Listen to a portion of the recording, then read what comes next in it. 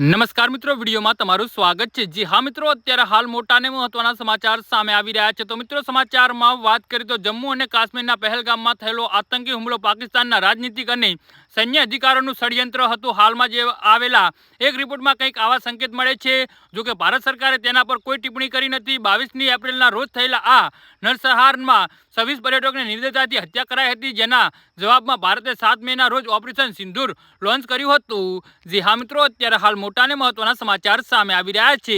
Times of ઇન્ડિયાના રિપોર્ટના સૂત્રોને ટાંકીને જણાવ્યું હતું કે પહેલગામમાં આતંકી હુમલાનું ષડયંત્ર આઈએસઆઈ અને આતંકી સંગઠન લશ્કર અને તૈયબાએ મળીને કર્યું હતું। એવા પણ સમાચાર છે કે તેના નિર્દેશ્ય પાકિસ્તાનના રાજનીતિક અને સૈન્ય અધિકારીઓ આપ્યા હતા। એ પણ સામે આવ્યું છે કે આ ઘટનાને અંજામ આપવા માટે ખાસ કરીને પાકિસ્તાની આતંકીઓને સામેલ કરાયા હતા। જી હા મિત્રો, અત્યારે હાલ મોટા અને મહત્વના સમાચાર સામે આવી રહ્યા છે।